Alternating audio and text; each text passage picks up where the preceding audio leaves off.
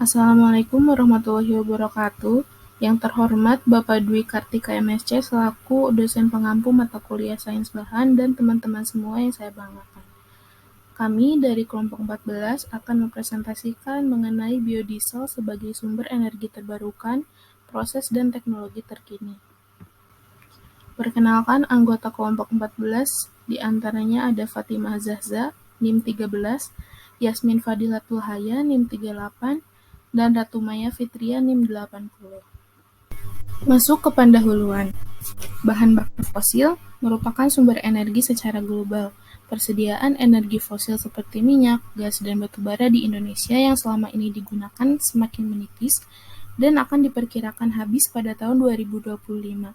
Bahan baku nabati atau BBN adalah sebuah program pemerintah di mana tugasnya memfokuskan BBN sebagai pengganti sumber energi bahan bakar fosil. Pemerintah telah menerbitkan Instruksi Presiden Nomor 1 Tahun 2006 pada tanggal 26 Januari 2016 tentang penyediaan dan pemanfaatan bahan bakar nabati sebagai bahan bakar alternatif. Bahan bakar alternatif tersebut contohnya adalah biodiesel, di mana biodiesel sendiri adalah salah satu energi alternatif pengganti bahan bakar fosil yang diperoleh dari hasil transesterifikasi minyak nabati dengan metanol atau alkohol lainnya. Selanjutnya ada kondisi sektor biodiesel. Indonesia masih memproduksi biodiesel yang memfokuskan bahan baku utama berupa kelapa sawit karena ketersediaannya mencapai persentase 90%. Selain itu, kelapa sawit juga mampu berkompetitif dengan bahan-bahan lainnya, entah itu dari segi komersial, pengolahan, dan lain-lain. Pada tahun 2016, CPO yang berjumlah 3,4 juta ton digunakan untuk biodiesel karena banyaknya perkebunan sawit yang sangat melimpah di negara. Dapat menghasilkan CPO atau crude palm oil setengah dari produksi global. Indonesia pernah menjadi pengekspor minyak bumi terbesar dan menjadi anggota OPEC, Organization of the Petroleum Exporting Countries. Memiliki puluhan hektar perkebunan kelapa sawit yang banyak sekali manfaatnya sebagai bahan makanan dan bahan baku. Selanjutnya, reaksi esterifikasi transesterifikasi biodiesel. Reaksi esterifikasi adalah reaksi antara asam karboksilat dan alkohol. Esterifikasi dilakukan dengan menggunakan katalis enzim atau contohnya lipase dan asam organik, contohnya asam sulfat atau asam klorida, dengan banyak variasi macam-macam alkohol seperti etanol, metanol, dan lain-lain. Berikut reaksinya di sebelah kanan, di mana asam karboksilat direaksikan dengan alkohol menghasilkan ester dan air. Selanjutnya ada reaksi transesterifikasi, di mana di sini trigliserida direaksikan dengan metanol menghasilkan gliserol dan biodiesel. Nah, reaksi transesterifikasi minyak nabati dalam pembuatan biodiesel garis besarnya adalah minyak nabati direaksikan dengan metanol melalui reaksi transesterifikasi menghasilkan gliserin, metil stearat, dan metil oleat. Metil oleat ini merupakan biodiesel dan gliserin dipisahkan melalui suatu tangki pengendap. Setelah gliserin dipisahkan, larutan dicuci dengan air dan selanjutnya didestilasi sehingga menghasilkan biodiesel sesuai standar yang diinginkan. Kemudian gliserin yang dipisahkan tadi ini dapat diproses lebih lanjut untuk keperluan industri terkait. Nah, di sini ada faktor-faktor yang mempengaruhi reaksi esterifikasi pada biodiesel. Yang pertama ini ada pengaruh katalis, perbandingan mol etanol dan asam lemak bebas, suhu, waktu, konversi, dan kandungan air yang terdapat pada minyak. Jenis-jenis katalis dalam proses biodiesel. Katalis merupakan suatu zat yang dapat mempercepat laju reaksi. Katalis dibedakan menjadi dua jenis, yaitu katalis homogen dan katalis heterogen. Katalis homogen biasanya bereaksi dengan satu atau lebih pereaksi dan membentuk perantara kimia, lalu membentuk suatu produk akhir. Contohnya H2SO4 dan NaOH.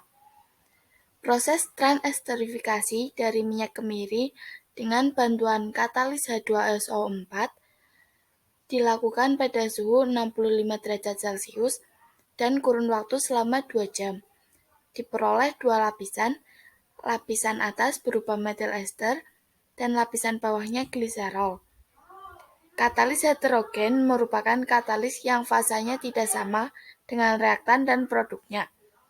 Katalis heterogen biasanya memiliki bentuk padat dan digunakan pada reaktan yang berwujud cair atau gas. Contoh katalis heterogen adalah K3PO4. Teknologi membran pada biodiesel.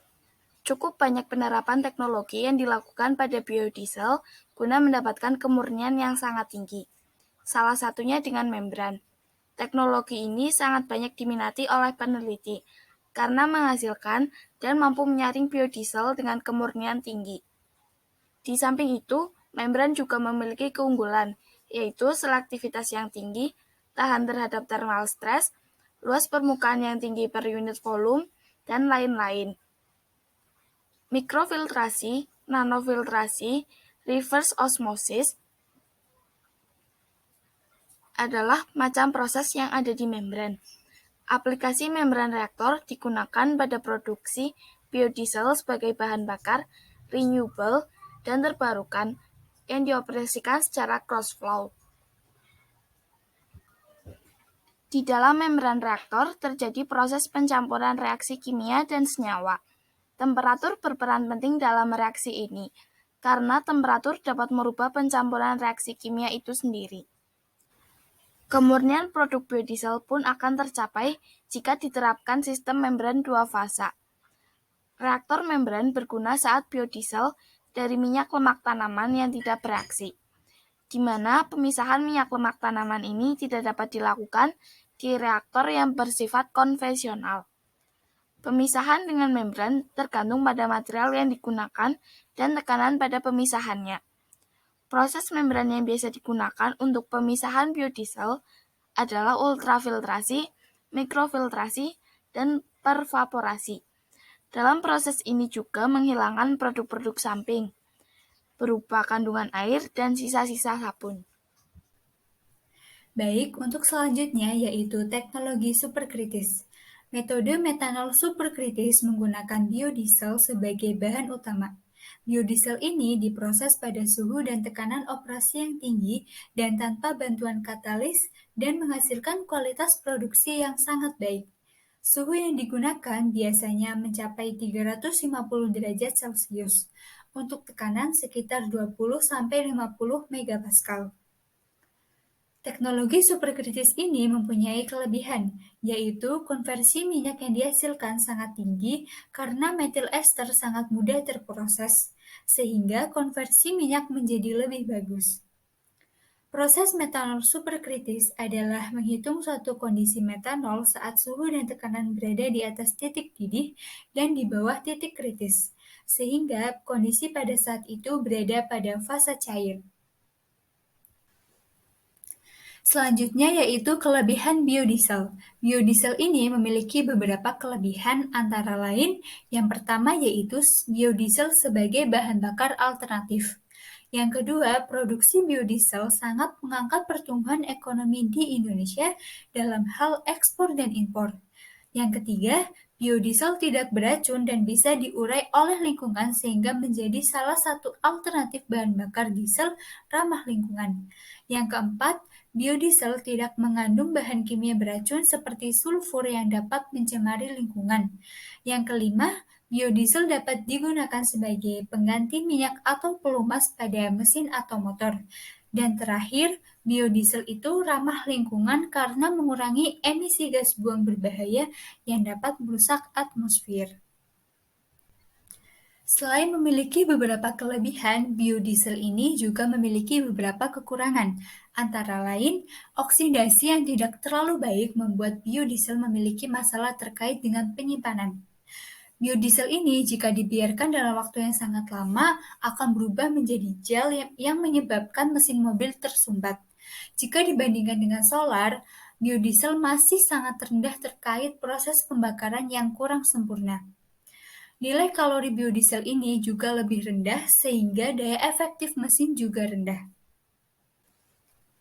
Yang terakhir yaitu kesimpulan.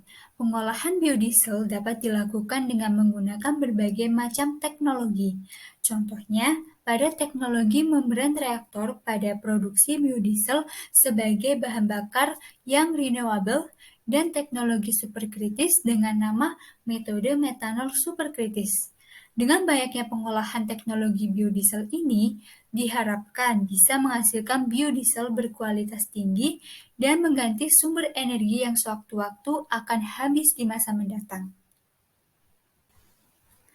Untuk referensi, kelompok kami mengambil jurnal dengan judul Biodiesel sebagai Sumber Energi Terbarukan, Proses dan Teknologi Terkini oleh Jazuli dan Wibowo pada tahun 2020 yang diterbitkan oleh Jurnal Teknologi Separasi. Baik, untuk kelompok 14 cukup sekian. Mohon maaf apabila ada kekurangan. Terima kasih. Wassalamualaikum warahmatullahi wabarakatuh.